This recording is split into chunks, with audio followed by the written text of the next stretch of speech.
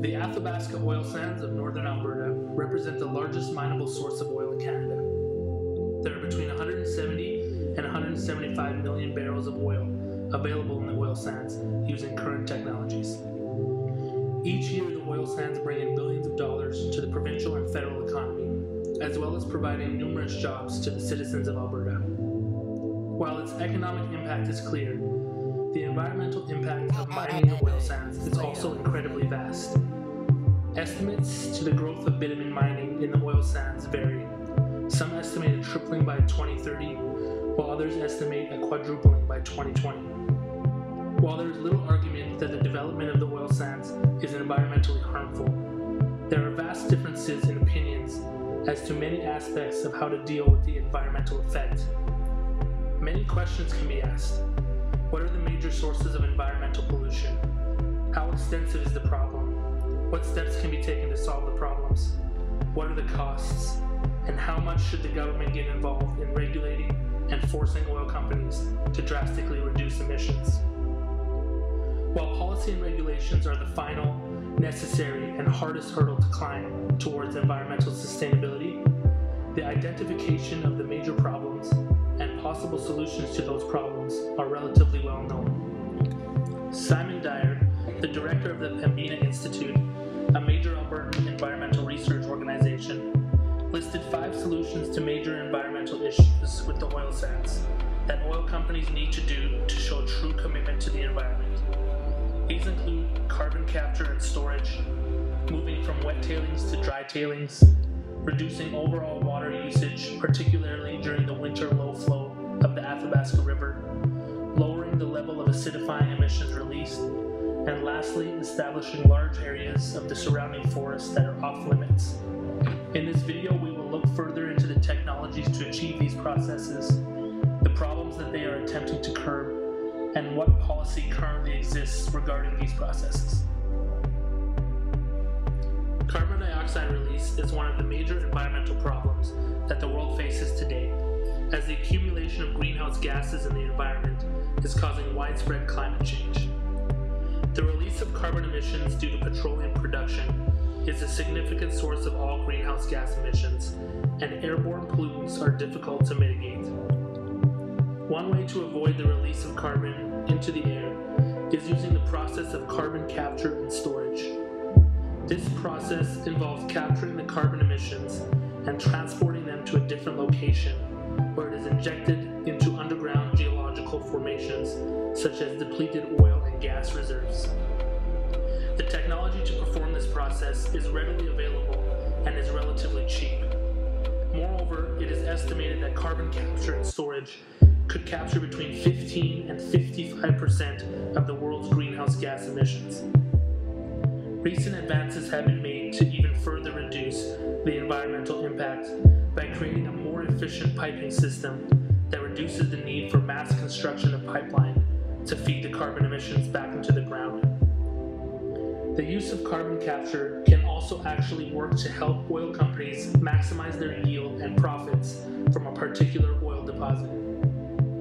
This is done by a process called enhanced oil recovery. In enhanced oil recovery, carbon dioxide is pumped down into a well where it works to displace trapped oil and move it towards the production well. This process can increase oil production from a single well by 30 to 60%. Despite the increasingly efficient and cost-effective technology, as well as the potential to utilize previously unobtainable oil, oil companies and the regulations provided by the government are woefully lacking. Alberta has committed $1.3 billion over the next 15 years to fund carbon capture and storage projects. However, no reduction will be seen until 2015 at the earliest. As well, due to the expected rapid growth of the oil sands, even with these potential reductions, the overall net release of emissions is sure to increase. Perhaps the most urgent environmental issue with the oil sands is the use of wet tailings and a general overuse of water that is especially troublesome in the low-flow winter months of the Athabasca River. Wet tailing ponds are a major environmental black mark in the oil sands. These massive dams dominate the landscape, as the Mildred Lake settling basin and the Southwest Sand Storage tailing ponds are two of the largest tailings ponds in the world. Despite being widely used, wet tailings ponds possess widespread environmental hazards.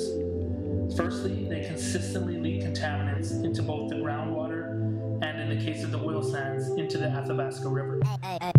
These contaminants negatively affect the wildlife and biota of the region, as seen in the study species, the jack pine, where tailings water reduced growth rates, dry weights, and carotenoid content, as well as increasing needle necrosis. Tailings ponds also carry a high risk of failures, such as the catastrophes seen in Stava, Italy, and Kolentar, Hungary.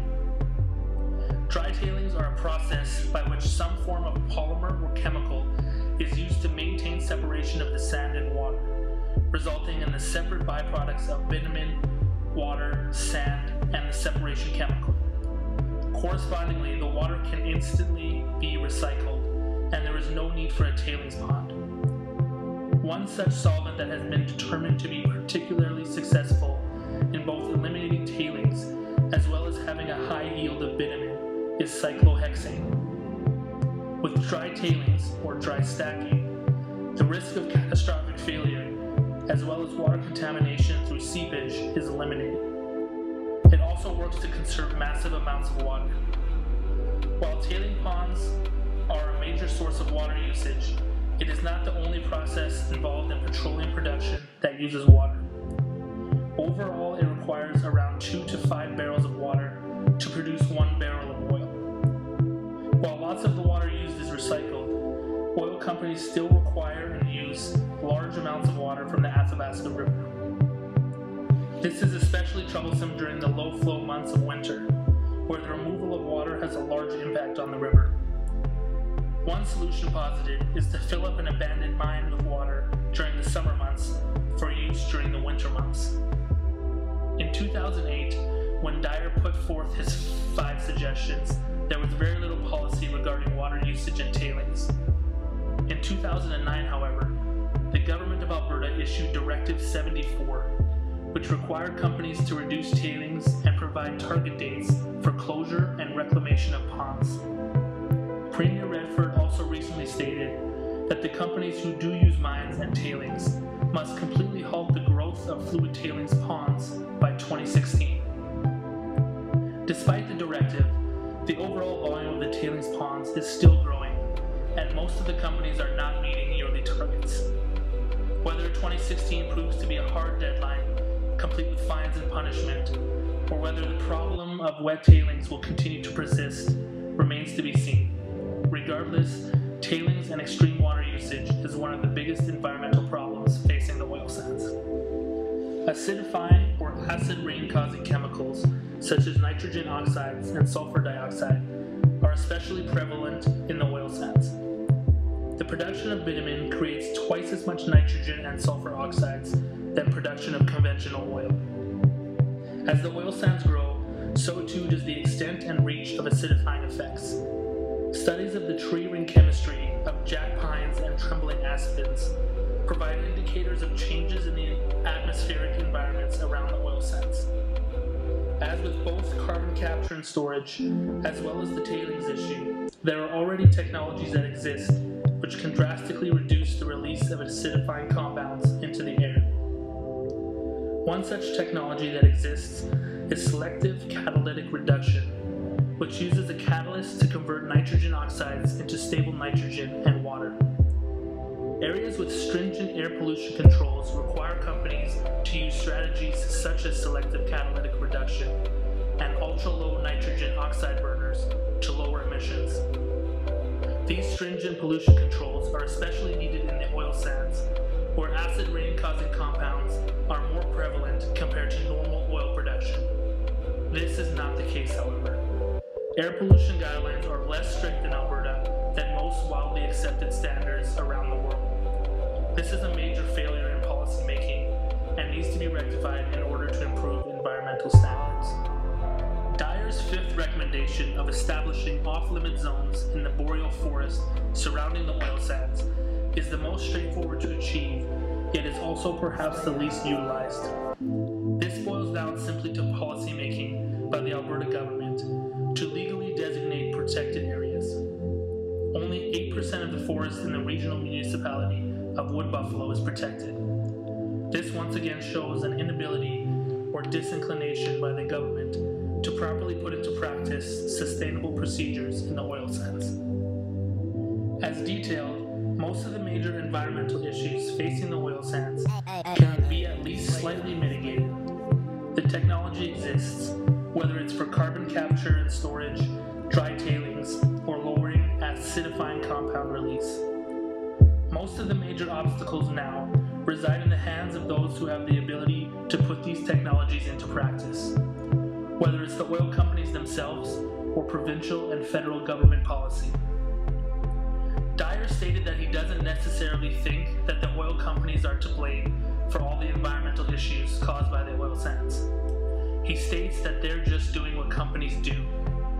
He instead posits that it is the government, both federal and provincial, that needs to step up because the necessary regulatory environment does not exist here.